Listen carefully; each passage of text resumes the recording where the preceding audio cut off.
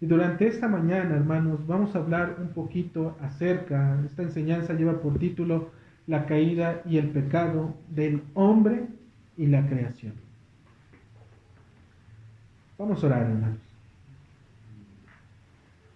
Amado Señor, quiero darte gracias en esta mañana, porque hoy, Señor, no venimos en por nuestros propios medios. Es la justicia de Cristo imputada, Señor, sobre hombres pecadores, que nos permite podernos acercar delante de un Dios que es totalmente santo, bueno y misericordioso.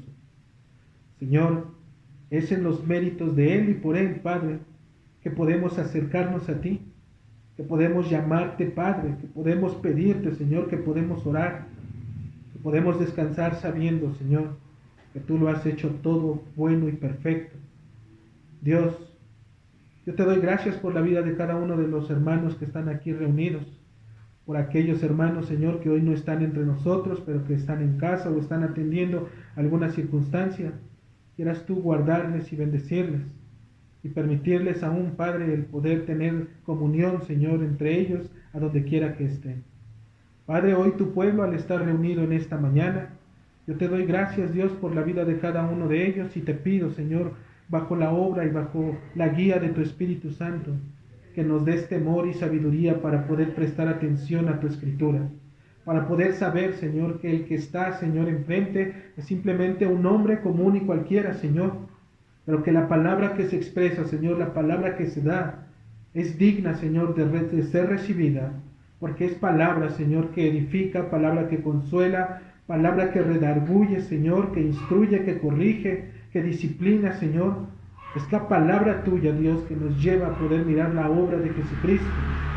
Y es por ello, Señor, que yo te pido por mis hermanos para que les des un corazón enseñable, para que ellos puedan, Señor, mirar a Cristo en esta enseñanza, Padre, y para que puedan, Señor, en todo tiempo extender su corazón, sus brazos, Señor, su alma a tus manos, Dios. Que sean puestos delante de ti, Padre mío. Que guardes, Señor, en este tiempo también nuestros pensamientos de estar divagando, de estar pensando, Señor, en cosas ajenas al día de hoy.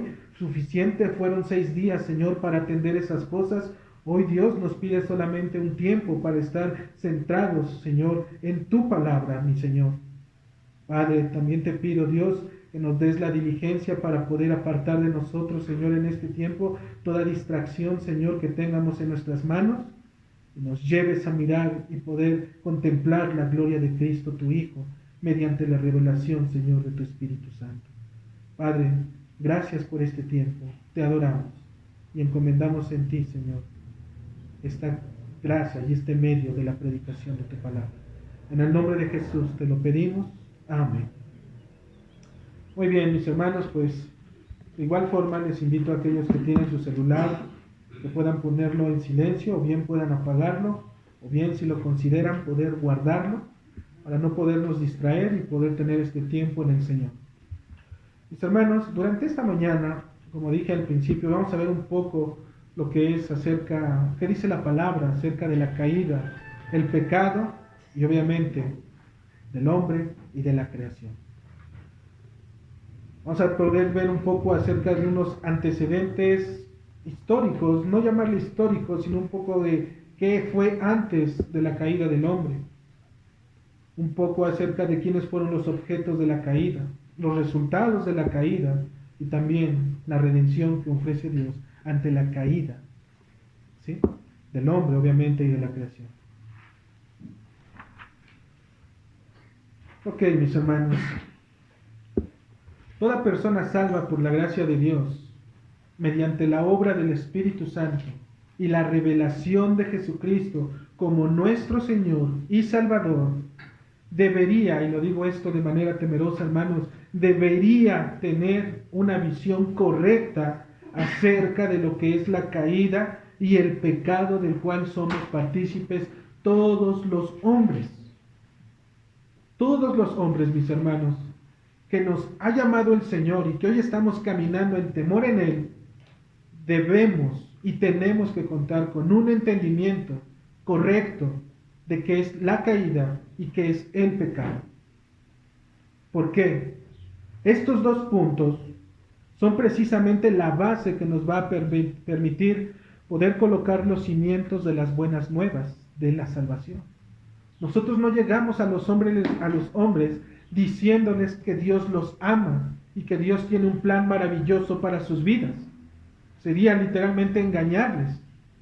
Nosotros primero lo que hacemos es poderles dar a entender cuál es la condición del hombre en la cual todos, sin ninguno que se escape, está antes de venir al Señor. Es un hombre caído y es un hombre que está condenado a vivir en pecado, a menos que el Señor lo salve.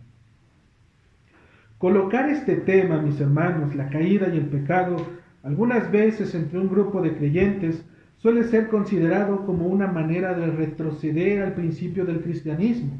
Algunos dicen, es que eso yo ya me lo sé. Yo ya caminé con el Señor, yo ya sé de qué habla, de qué quiere decir que el hombre está caído y que por cuanto cayó se manchó y ahora que está manchado vive en pecado, yo ya lo sé.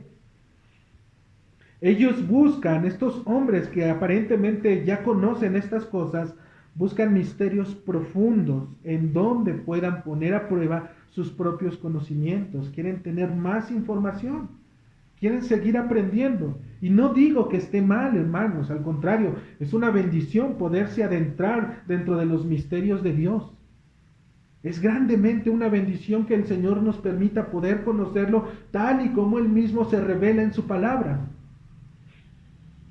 Pero, mis hermanos, ¿de qué nos sirve de que nos adentremos en esas profundidades del inmenso mar cuando hemos olvidado la fuerza con la que en ocasiones se puede manifestar? Tú no te preparas para ir a un día de pesca al mar abierto cuando está una tormenta en ese momento, cuando se avecina una tormenta. Enfrentarte al mar, al poder, a las olas, a los vientos, sería literalmente firmar tu sentencia de muerte. Por decirlo de otra manera, mis hermanos, ¿de qué nos sirve llenarnos de tanto conocimiento si no entendemos lo primero? El pastor anglicano J.C. Ryle también nos incita a poder considerar esta misma visión a la cual los estoy incitando a que puedan ir más allá, no quedarse solamente en el contexto de Adán y Eva, sino un poquito más. ¿Qué pasó en el principio? Él dice de esta forma: una comprensión correcta del pecado es la raíz de todo cristianismo salvador. Sin ella, es decir, sin la comprensión correcta del pecado, las doctrinas como la justificación, la conversión, la santificación, son solo palabras y nombres que no tienen nada de significado para la mente. Fin de la cita. ¿Qué nos está diciendo este hombre, el pastor anglicano? J.C. Ryle, que es bueno conocer una parte de la verdad, pero es mucho mejor conocer la plenitud de la verdad. Porque no solamente nos debemos de quedar con lo que tenemos ahí, sino poder entender que Dios nos ha dado su palabra para poderla escudriñar, para poder ir más adentro de la mente de Dios, de entender el carácter del Señor, de lo que Él está obrando y haciendo para beneficio de la salvación de los hombres. Mis hermanos, cuando hablamos de los antecedentes históricos, no me voy a referir a hombres que estuvieron antes de Adán y de Eva, es obviamente que no, sino es un poco entender de qué es lo que pasó antes de que Adán y Eva estuvieran en ese momento en el huerto del Edén, pero obviamente no vamos a indagar mucho porque también la Escritura nos pone límites, ¿sale? Y estar especulando acerca de las cosas que pasaron antes sería obviamente tentar en contra de la palabra del Señor, hablar cosas que no son correctas. Por lo tanto, nos vamos a quedar hasta la luz que la Escritura nos da. Y si el Señor quiere y para ustedes esto lo toman, puedan escribirlo, puedan anotarlo y puedan indagar un poco más. Tratar el asunto de la caída y el pecado es un tema, mis hermanos, en el que tenemos que prestar bastante atención. Y esto lo digo no por la complejidad de poder entenderlo, sino por la humildad de reconocer que somos incapaces de verlo por nuestra propia cuenta. Una y otra vez, mis hermanos, transgredimos la ley de Dios, todos los días. A donde quiera que vamos, transgredimos la ley de Dios. Nuestro corazón se encuentra atado, está amarrado, está casado con los afanes y las pasiones que este mundo nos da. Por otro lado, el alma ama y mayormente desea y anhela todo aquello que satisface a nuestros deseos carnales.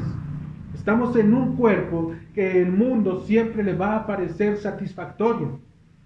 En un cuerpo en el cual el mundo de allá afuera, la vida que tienen allá afuera, los deseos que tienen para nuestro cuerpo, para nuestra alma, es totalmente aceptable. Somos, mis hermanos, como niños jugando alrededor del nido de las serpientes, confiados de que no va a pasar nada. Somos como pequeños inocentes que están ahí alrededor de ese nido, dando vueltas, acercándose, extendiendo la mano, metiendo la mano en ocasiones, pensando que nada nos va a pasar, mis hermanos. Pero llegará el momento en que la serpiente va a tener que salir. Y ese momento en el que salga, obviamente nosotros vamos a ser afectados.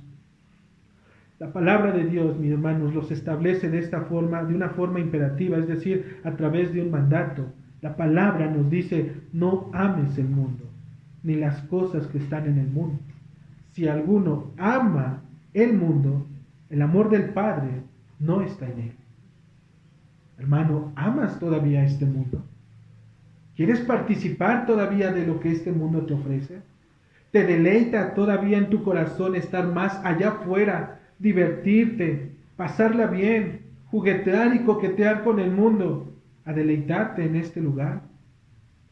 Deberíamos de considerarlo, hermanos, porque si es así, dice la Escritura, que si alguno todavía ama el mundo, el amor del Padre no está en él. Y por cuanto el amor del Padre no está en él, obviamente la obra del Espíritu, la obra de Cristo, aún no se manifiesta en él. Y esto lo digo con cuidado, mis hermanos, porque sé que a lo mejor entre nosotros puede haber alguien que está comenzando, que está empezando. Pero todo esto es un proceso, es una santificación progresiva. Dios nos va a llevar, no por arrastrándonos, sino nos va a revelar cada vez más a su Hijo, cada vez acercándonos más a la luz y darnos cuenta cada vez más de nuestro pecado y amando cada vez a nuestro Señor, desearlo cada vez más, mirar a ese Cristo y poder realmente nosotros en nuestras mentes ser convencidos que ya no necesitamos más de ello, porque en Cristo estamos completos. Estás en un mundo en el que han transitado multitud de generaciones. No eres el primero, mi hermano. No es que en ti haya empezado esta generación. Han pasado multitud de generaciones antes de nosotros. Todas ellas están y han sido separadas enérgicamente por un contexto social y cultural diferente. Todas. Los de México son diferentes a los de Estados Unidos. Aún los de Hidalgo son diferentes en ciertas cosas a los del Estado de México. Y si tú lo cerramos un poquito más, a lo mejor los del barrio de San Lorenzo son diferentes a los del barrio de otro barrio de por aquí. Son diferentes costumbres, diferentes cosas. ¿Sí? Pero, mis hermanos, en eso podemos tener esa separación. Pero déjame decirte algo. Íntimamente hay un lazo que nos une y que tenemos una marca indeleble que nos une a todos y cada uno de ellos. Tanto los del barrio de San Lorenzo, como los del otro barrio, como los de Zumpango, como los de Tizayuca, como los de Hidalgo, como los del Estado de México, como los de México y otras naciones que nos unen y nos identifican bajo un mismo lazo. Y ese es el lazo del pecado, mis hermanos. Todos somos familiares en ese aspecto. Todos tenemos esa pecaminosidad de estar entregados a esos deleites y a esos deseos. Estamos manchados y nuestra condición solo es el reflejo de las consecuencias que se suscitaron desde las huestes celestiales y el resultado de nuestros primeros padres. ¿Qué quiero decir con esto? Antes de la caída de Adán y de Eva sucedió algo en aquel mundo espiritual que afectó también al mundo en el cual Adán y Eva fueron puestos en ese momento. No que ellos hayan sido afectados de manera directa, porque ellos, recuerden, estaban puestos en una posición buena para poder obedecer o desobedecer al Señor. Lois Berkhoff dice de esta forma: en el intento de hallar el origen del pecado, Debemos ir más allá de la caída del hombre descrita en Génesis 3 y poner atención a algo que aconteció en el mundo angelical. Fin de la cita. Ven cómo aún este hombre nos está diciendo que en el intento de poder entender y tener un entendimiento mejor y robustecido de lo que es el pecado, dice, debemos de ir, no solo quedarnos en Génesis 3, sino también ir un poco más allá. Y yo creo que él es cuidadoso cuando dice esas palabras, porque él dice un poco. No te está diciendo, ve y sumérgete en las palabras que no conoces, sino un poco solamente, mis hermanos. ¿Por qué? Porque como dije al principio, realmente lo que aconteció en las huestes celestiales no se nos da mucha información. Pero lo que se nos da y lo que se nos revela es suficiente para poder entender que Dios está realmente airado contra todo aquel que peca en contra de él. Entonces, mis hermanos, ¿qué pasó en las huestes celestiales? Y algo así me decía ayer mi mamá preguntando cuando estábamos allá con ella, ¿qué pasó en aquel tiempo? Los primeros en padecer las secuelas, o bien que empezó en esta parte de lo que es la caída, por el pecado, fue precisamente la creación celestial, de quienes desconocemos lo que realmente sucedió. Solamente se nos habla por la Escritura de que sucedió algo, hubo una rebelión. Y si entendemos, una rebelión quiere decir que alguien o algunos, muchos, se levantaron, ¿sí?, en orgullo, o se levantaron en contra de alguien. ¿Para qué? En este caso, obviamente, fue hacia nuestro Creador. Lo único que podemos determinar por la misma palabra de Dios es la gravedad, mis hermanos, con la que el Señor castiga esa rebeldía. Si ustedes pueden ir a Judas, capítulo 1, versículo 6.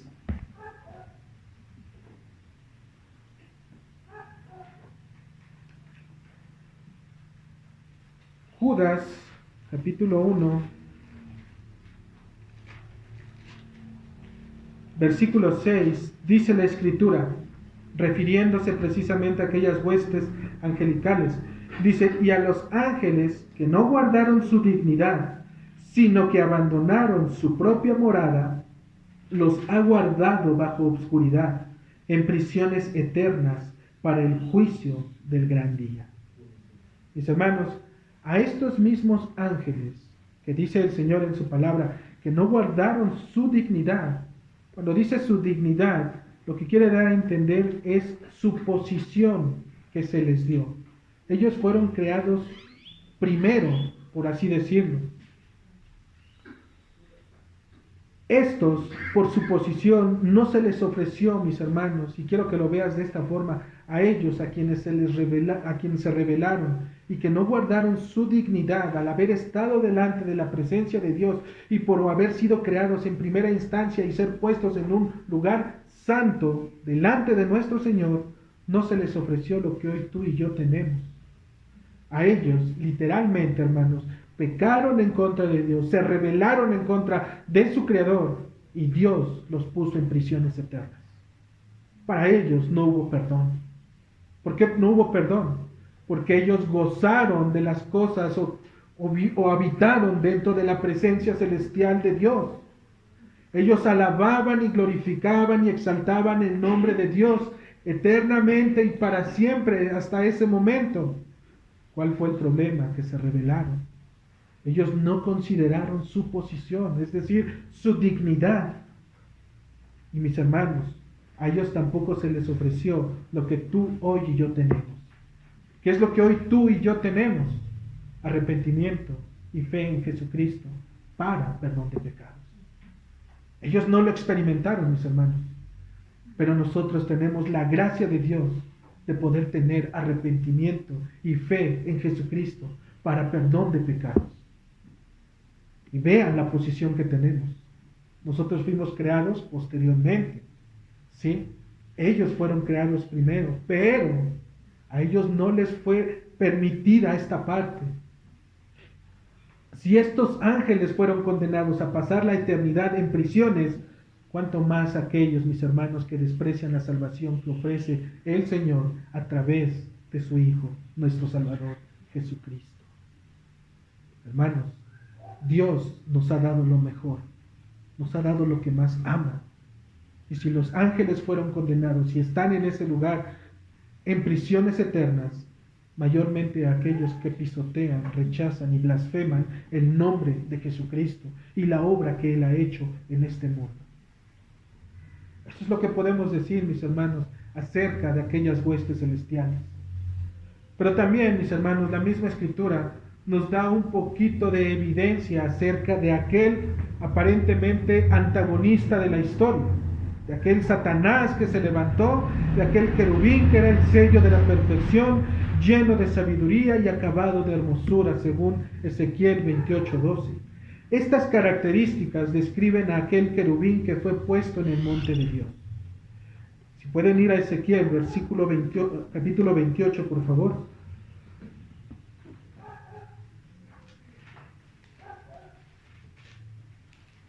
Ezequiel 28, mis hermanos, versículo 12.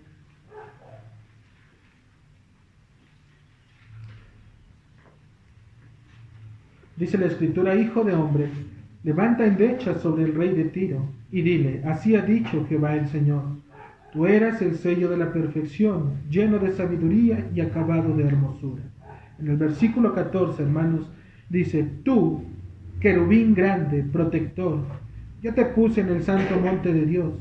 Ahí estuviste en medio de las piedras de fuego, te paseabas. Perfecto eras en todos tus caminos, desde el día que fuiste creado, hasta que se halló en ti maldad. En el versículo 14, mis hermanos, se nos dice que este querubín era perfecto en todos sus caminos, hasta que se halló en él maldad. Como podemos observar, mis hermanos, el pecado en sí mismo, no tiene respeto por la creación de Dios. Él viene a quebrantar todo mandato estipulado por el Señor. Todo lo que Dios ha creado y ha declarado que es bueno, y bueno en gran manera, el pecado va sobre de ello para poderlo exterminar, para poderlo acabar, para que no quede rastro alguno de la evidencia de lo que fue antes de la creación de Dios. Es decir, el hombre fue creado perfecto.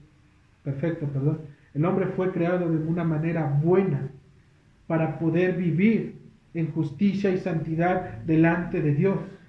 Pero una vez que el pecado entró, mis hermanos, el pecado entró con algo pequeño, con una falta.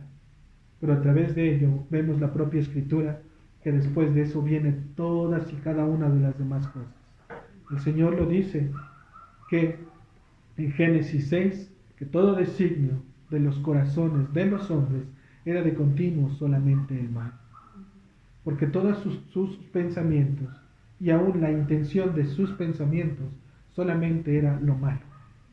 Y eso es lo que el hombre piensa y hace.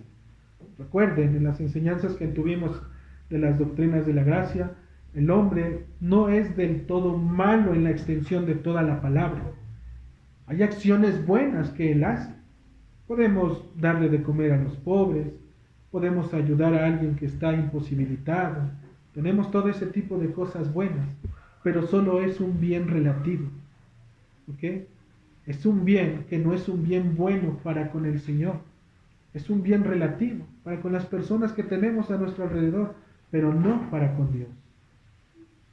Todo lo que nosotros llamamos bueno para querer agradar a Dios, Dios lo desecha, porque son como trapos de inmundicia, dice el profeta Isaías.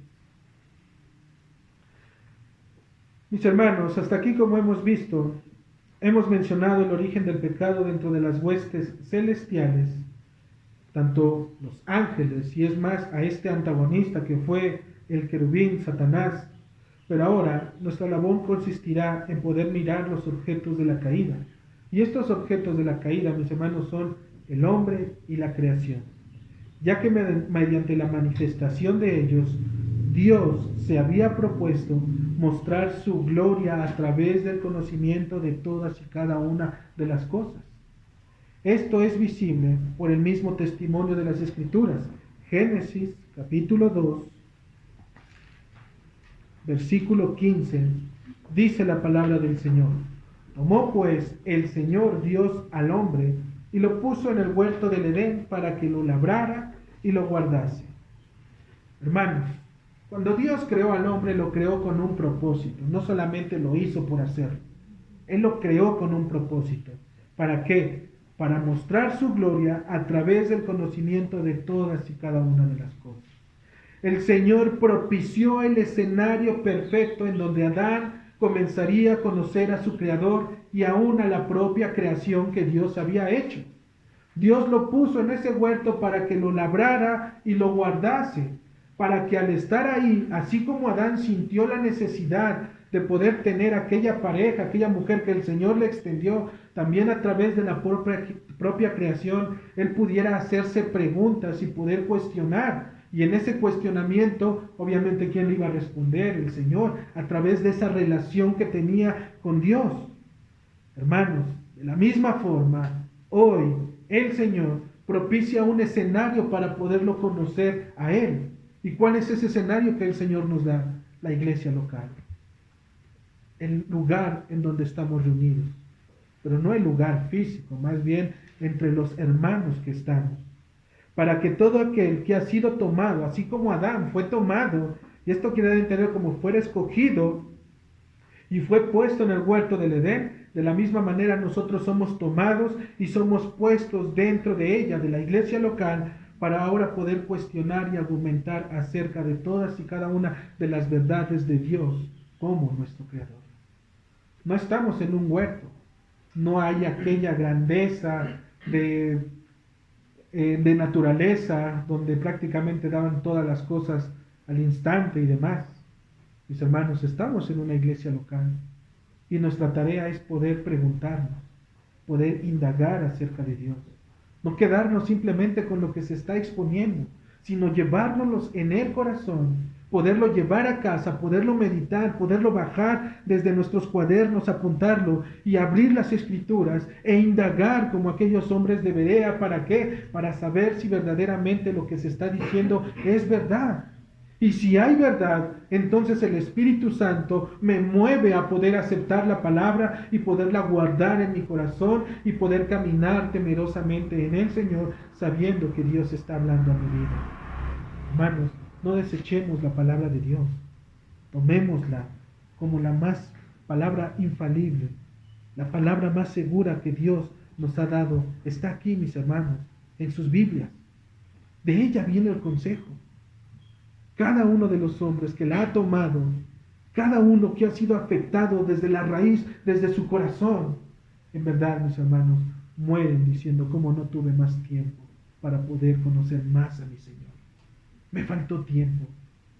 Grandes teólogos, siendo llamados desde pequeños, desde niños, que se dedicaron a la obra del Señor, pero que también por sus pasiones, por sus deseos, por los afanes de la vida, se regresaron al mundo.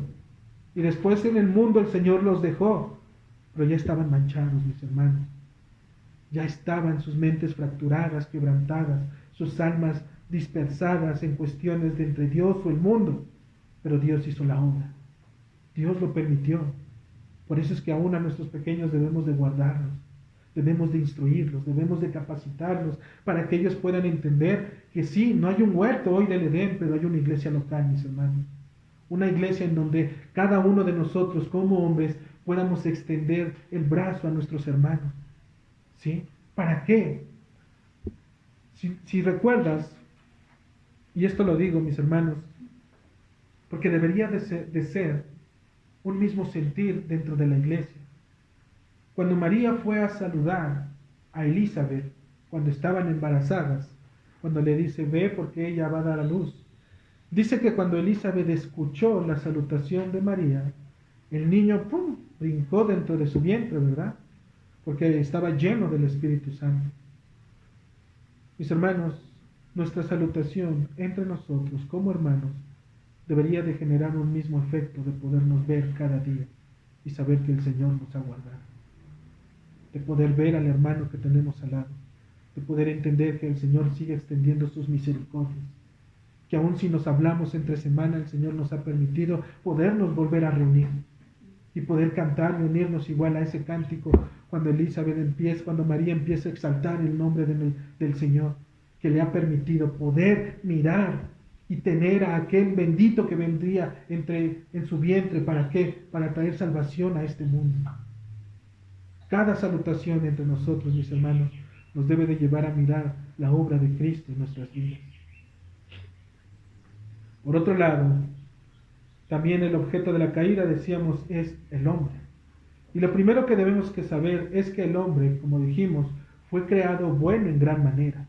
Un ser que representaba la imagen misma de Dios, dotado de toda justicia y verdad, es decir, estaba preparado para vivir eternamente delante de su Creador.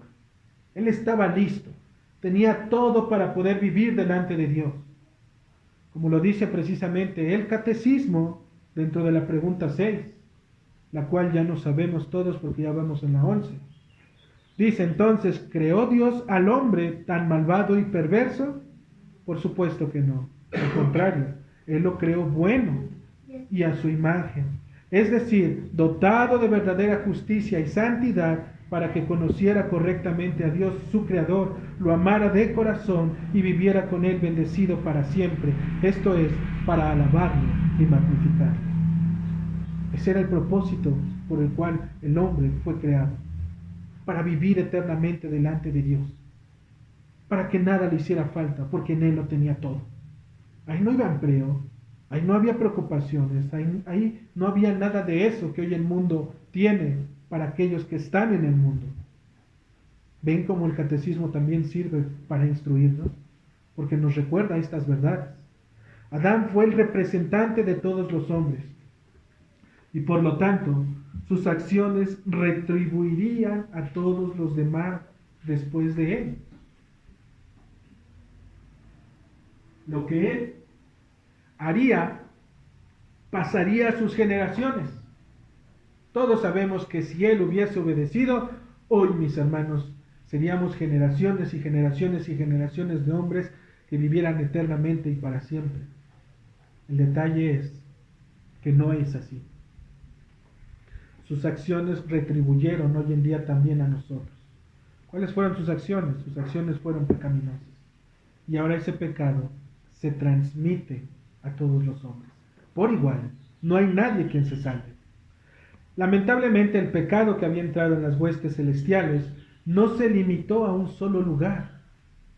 Lo que comenzó en el lugar celestial no se iba a quedar ahí nada más.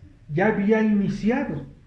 Y el hecho de que ya había iniciado quería decir que ahora lo que Dios había creado, el pecado se iba a encargar de manchar, de quitar todo rastro y carácter e imagen y semejanza de Dios en el hombre y la creación.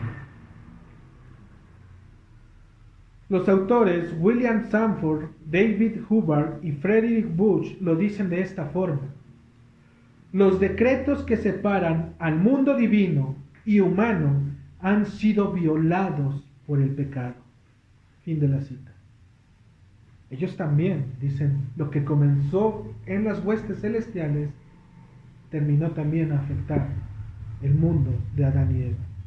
Su alcance, mis hermanos, del pecado es cósmico y va en contra de todo lo que Dios llama bueno.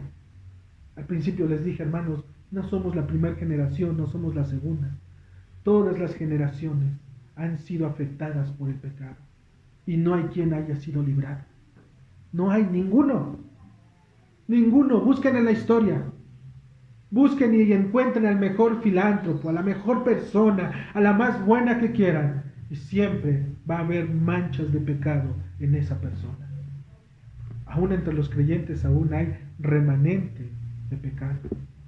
Cuánto no más en aquellos que no quieren, ni saben, ni entienden, ni conocen y desechan a Cristo. En ellos mayormente. Nuestros primeros padres pecaron al desobedecer el mandato divino de no comer del árbol del conocimiento del bien y del mal. Esta desobediencia solo fue la manifestación visible de aquello que sus corazones anhelaban. Génesis capítulo 3, versículo 6 dice: y vio la mujer que el árbol era bueno para comer y que era agradable a los ojos, y el árbol codiciable para alcanzar sabiduría. Y tomó de su fruto y comió, y dio también a su marido, el cual comió así como ella. Mis hermanos, escuchen, esta desobediencia que comenzó solamente por mirar, solo fue una manifestación visible de aquello que ya estaba en el corazón de Eva. Por medio de la sutileza de la tentación del pecado. Antes de comer ese fruto, sus conciencias ya habían sido manchadas. Y para ello, el teólogo Wayne Grudem, en su teología sistemática, lo dice de esta forma. Eva confió en su propia evaluación de lo que era recto y de lo que sería bueno para ella, en vez de permitir que la palabra de Dios definiera lo que era bueno. Fin de la cita. Estas palabras deben, mis hermanos, de hacer un eco en nuestras mentes, ya que la Escritura menciona que Adán comió como, así como ella, es decir, participó de las mismas cosas que Eva tenía en su corazón. En otros términos, él también aprobó y consintió la tentación y el pecado en el que Eva había incurrido. Lo vio de la misma forma. Aun cuando él no estuvo ahí, sino que la que estuvo fue Eva, Adán, al aceptar comer de lo mismo, aprobó lo que Eva estaba haciendo.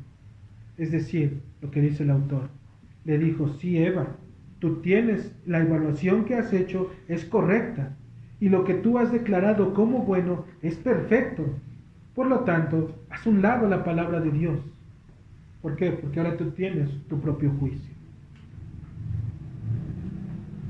Esto es respecto al hombre, mis hermanos, cómo esta caída manchó precisamente esa relación en el Señor. Por otro lado, la creación. ¿Y qué nos dice la Escritura acerca de la creación? Dentro del orden del universo, Dios decidió colocar en primer lugar a su propia creación, la tierra en sí misma.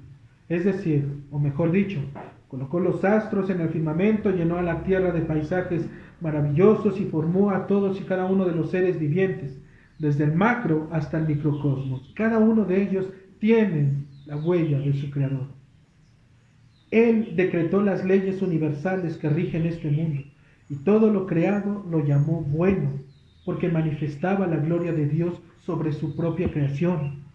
Su propósito, como lo menciona Waldron, fue la manifestación de la gloria de su poder, sabiduría y bondad eterna.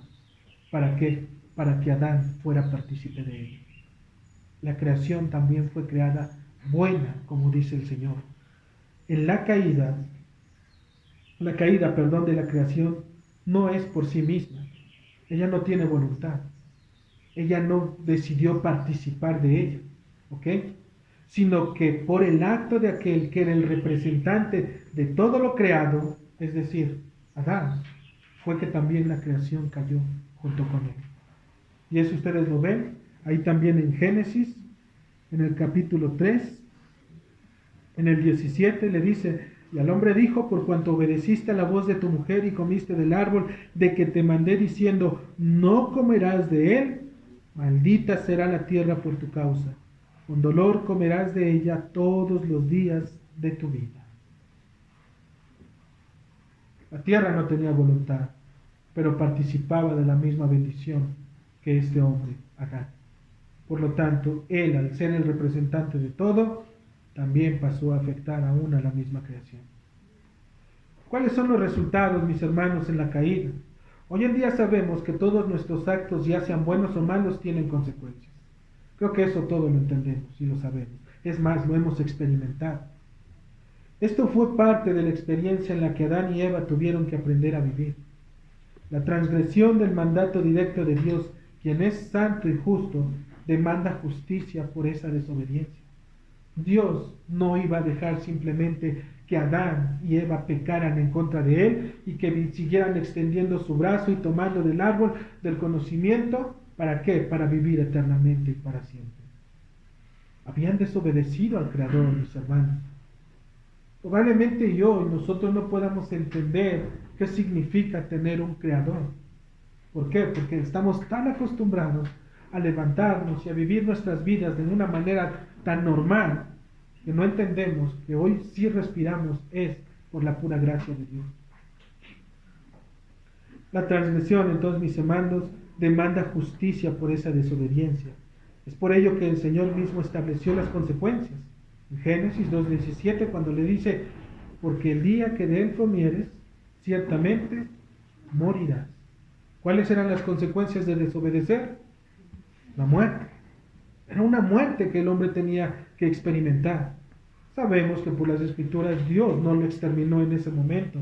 Dios tiene misericordia y sigue teniendo misericordia con nosotros. Porque aun cuando somos transgresores, Adán pecó en una desobediencia directa a Dios. Nosotros, mis hermanos, nacemos con pecado, vivimos todos los días desobedeciendo al Señor, el hombre en sí mismo, y Dios tiene misericordia. Por lo tanto, ¿cuáles son los resultados de la caída en el hombre? Tiene muchas secuelas, pero vale la pena solo mencionar a aquellas que nos identificaban y nos aseguraban nuestra posición como hijos de Dios. Ustedes solamente pregúntense cuáles son esas secuelas. En sí mismo es pecado. Y por pecado tenemos muchísimos ejemplos, muchísimos. Pero como les digo, lo único que nos vamos a poder ver es aquellas que nos identificaban como hijos de Dios.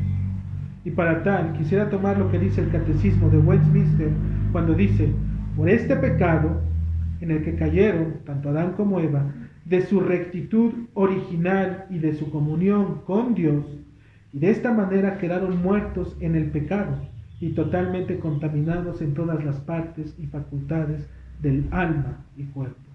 ¿Qué es lo que nos identificaba como como hijos de Dios? Ser hechos conforme a su imagen y semejanza. ¿Y cuáles fueron las secuelas que se vale mencionar? Que esa imagen y semejanza quedó totalmente arruinada. Totalmente arruinada, mis hermanos. No hay nada bueno en el hombre que pueda ser digno de ser considerado por Dios. No hay nada bueno.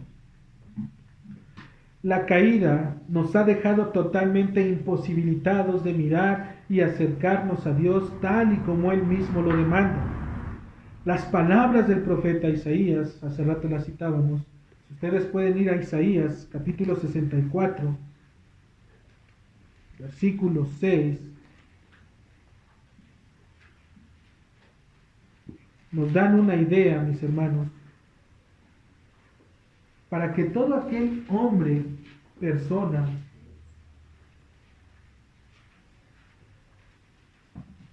que usa de su raciocinio pueda entender que no hay nada bueno en el hombre que pueda agradar al Señor.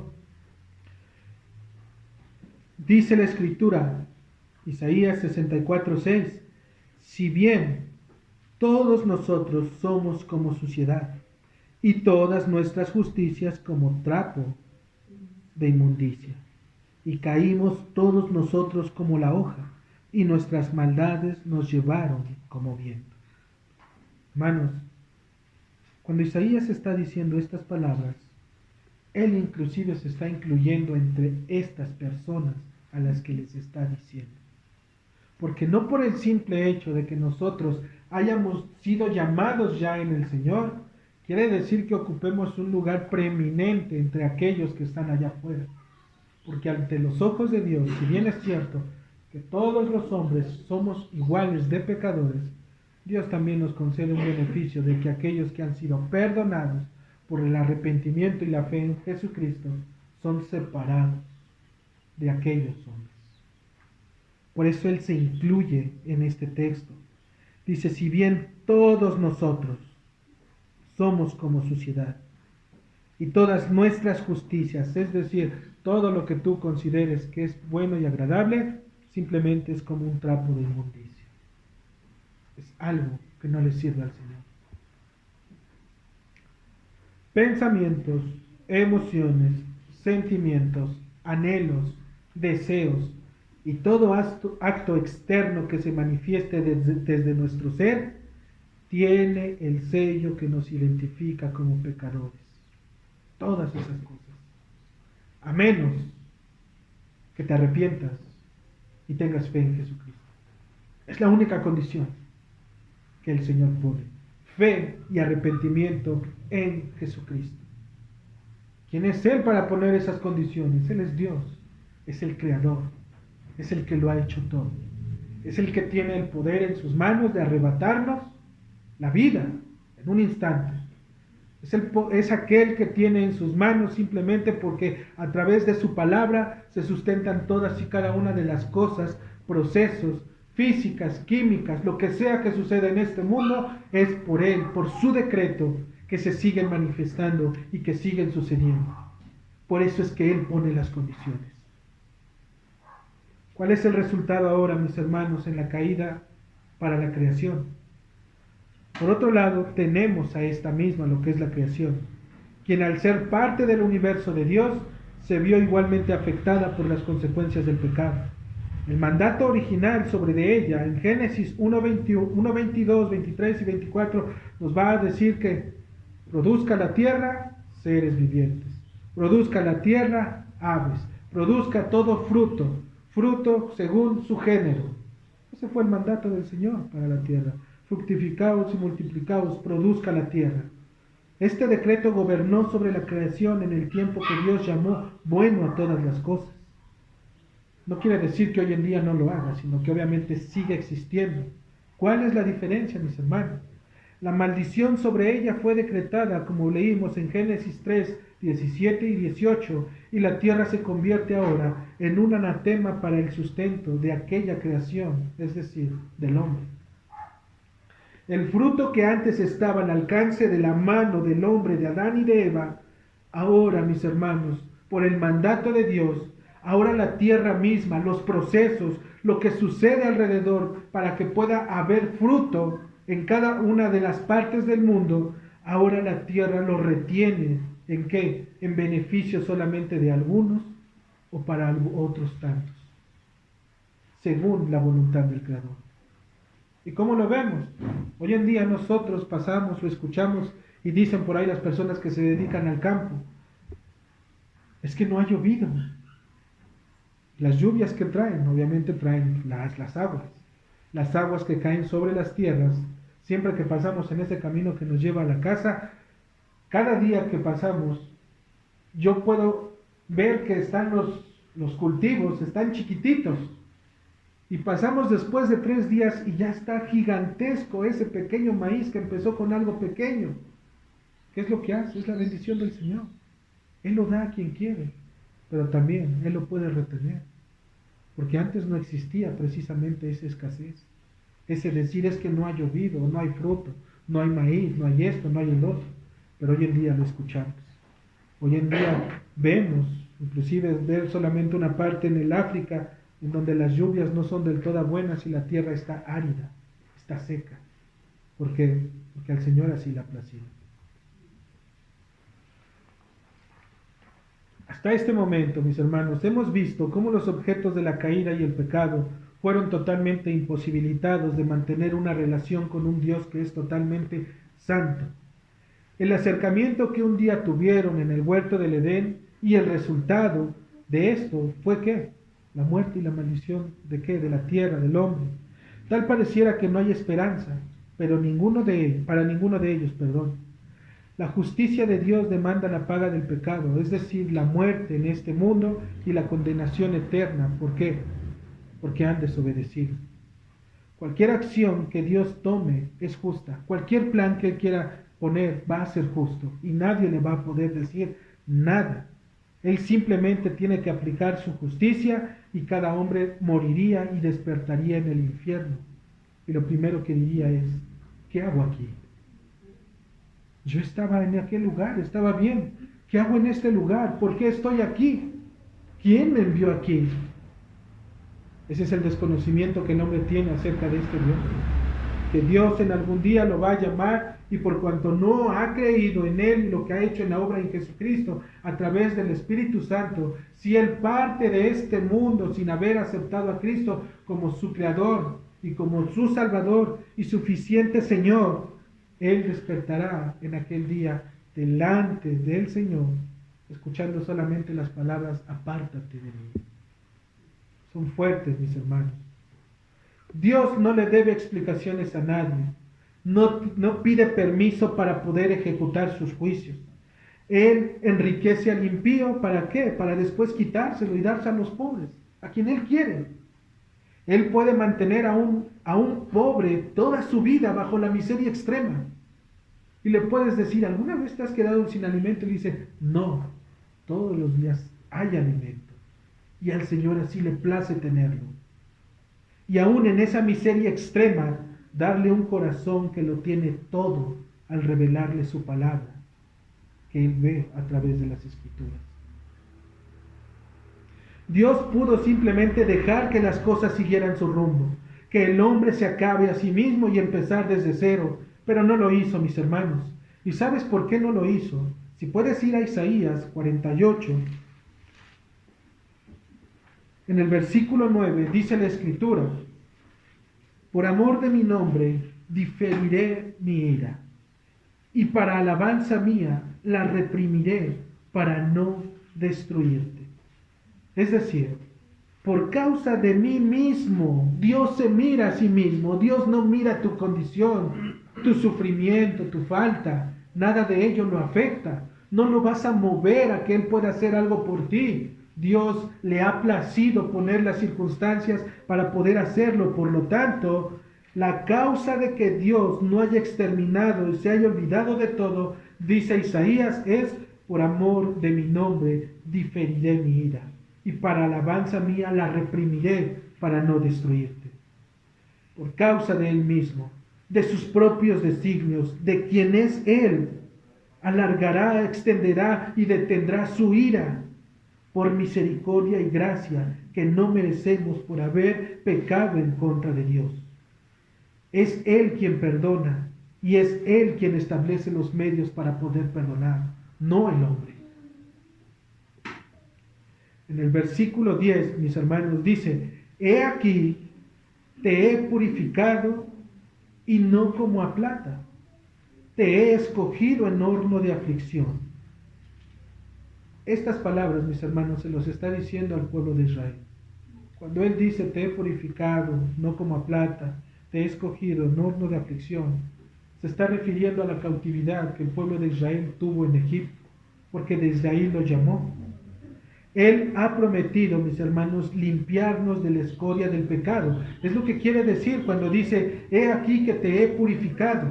Él ha dado su promesa de que en algún momento, en nuestros tiempos, Él mismo tomará nuestras cargas, nuestra escoria que es pecado, y la arrojará detrás de sus espaldas y no se acordará más de ellas. Dice el versículo 16, acercaos a mí. Oíd esto, desde el principio no hablé en secreto, es decir, había alguien que estaba atento y conocía los planes del Señor.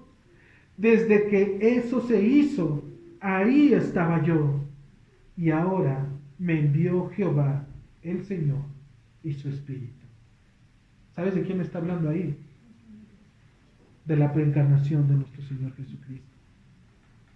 Él dice, no estaba solo en el aspecto de que Dios estaba declarando todas esas cosas. ¿Acaso no la sabiduría, acaso no el Señor fundó con sabiduría este mundo? Él estaba ahí. Dice, acérquense a mí, oigan esto. Es como si les estuviera contando un secreto a aquellos que están en aflicción y les dice, vengan, acérquense, les voy a decir algo. Desde el principio dice, nunca hablé en secreto.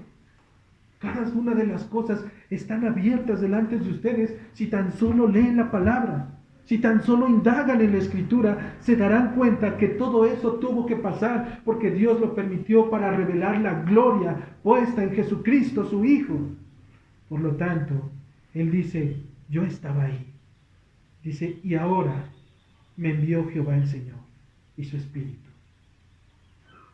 Dios no nos iba a dejar caídos. Dios no nos iba a dejar abandonados, que simplemente el hombre se exterminara y llegara a su fin. Es mediante la obra de Cristo que el Señor ha prometido la redención de la caída y el pecado de su pueblo. No nos iba a abandonar, mis hermanos. ¿Por qué les digo esto? Porque al haber pecado el hombre, y obviamente junto con él los resultados del hombre y la creación, Dios simplemente pudo haberse olvidado de eso y decir empiezo de nuevo. Pero tuvo misericordia, porque sus planes no pueden ser frustrados. Él estableció crear al hombre para que el hombre lo conociera. Y ese plan no iba a ser arruinado simplemente por alguien o por algo que quisiera interferir. Dios tiene el control de todo. Dios permitió, pero no es el autor. Me refiero al pecado.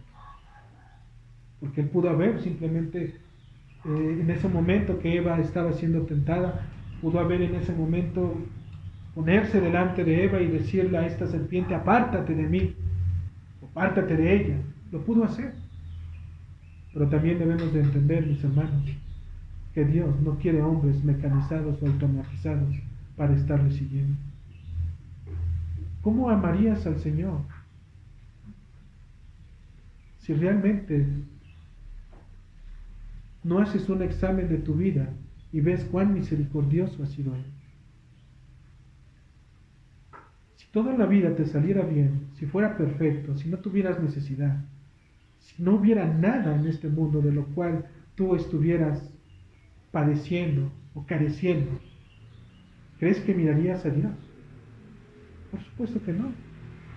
Tendrías todo.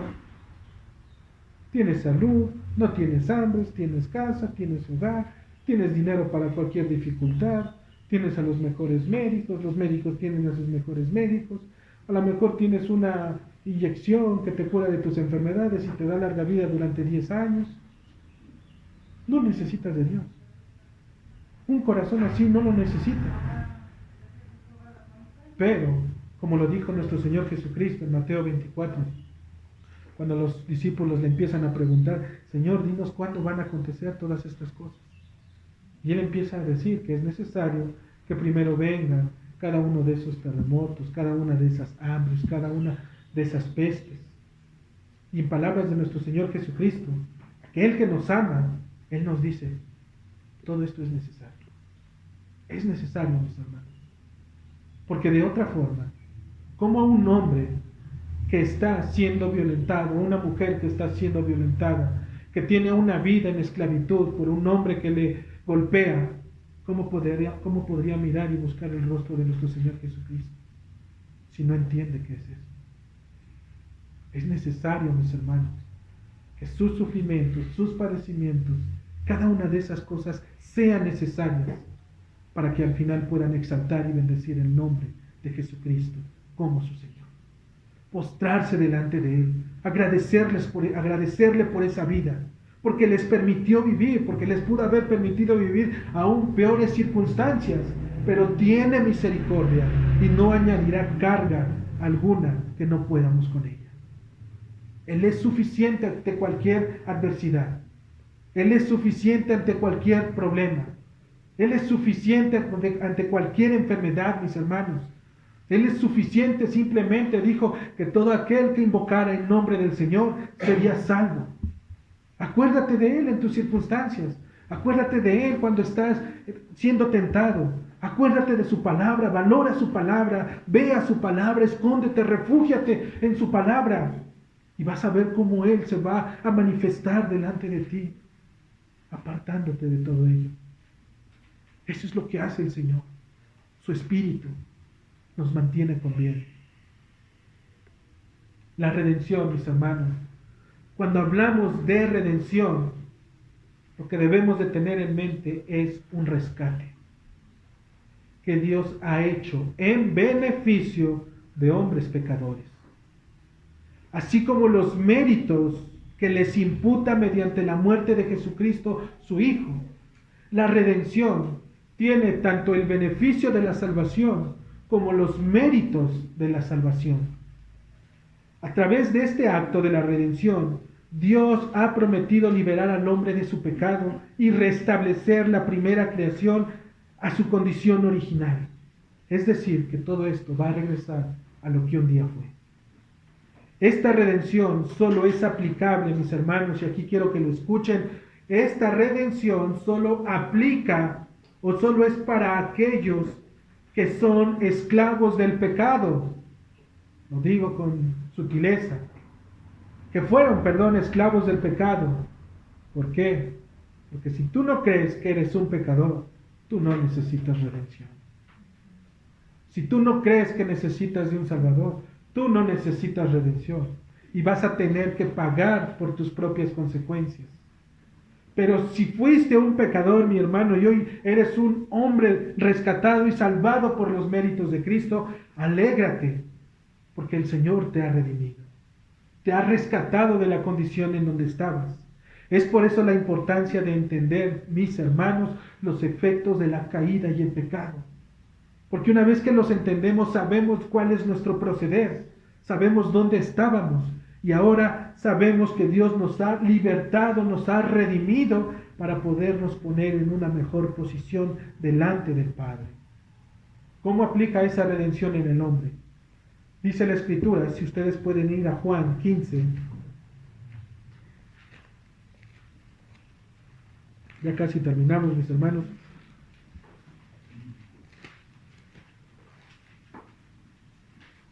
Juan 15:3, dice la Escritura.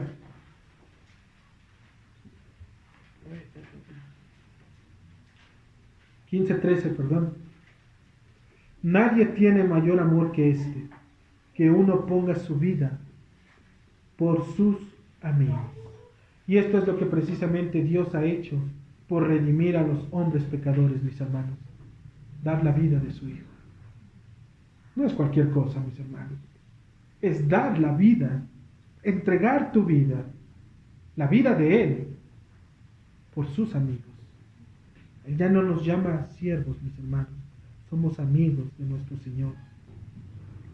El justo por los injustos. El glorioso Evangelio de Jesucristo nos muestra la obra de redención manifestada desde la caída desde el huerto del Edén. Es la obra de Él, su ascensión a los cielos a la diestra del Padre. Y de esta manera, todo aquel que es llamado a creer en arrepentimiento y fe en Jesucristo es liberado de la condenación y puesto para vida eterna, si solamente crees. Es lo único que te pide, cree. ¿Cómo aplica en la creación? Como vimos anteriormente, en la creación, ella no puede ejercer el acto del arrepentimiento y la fe tampoco en Jesucristo. Sin embargo, en su interacción con el hombre, Adán, ella también gozará de este beneficio del cual será libertada de toda maldición. Romanos 8:22 nos dice que aún la creación gime por la libertad de aquellos que han de ser redimidos. En este sentido, lo que nos dice la Escritura es que ella también experimentará los beneficios y los méritos de la redención. Conclusión, mis hermanos. Todo el diseño de Dios desde el principio fue bueno en el sentido mismo del Creador. Desde las huestes celestiales hasta las terrenales fueron puestas para la manifestación visible e invisible de su eterno poder y bondad. Sin embargo, con la entrada del pecado, el mundo celestial y terrenal se terminó contaminando, pervirtiendo. Los resultados de la caída y el pecado demuestran nuestro destino al estar separados de Dios. Nuestros sufrimientos, nuestras carencias y todo rastro de la imagen de Dios en el hombre ha quedado manchado y contaminado. No hay nada bueno que quede en él, sino solo la evidencia de un hombre fracturado. El diseño original no tenía ese propósito. Era para siempre, mis hermanos. Por el contrario, debería manifestar la gloria de Dios junto a su creación. Aún nuestro mundo está caído y sufrimos las consecuencias del pecado. Aún el Señor sigue extendiendo su brazo de misericordia por todos aquellos que están llamados para salvación mediante el Evangelio de Jesucristo.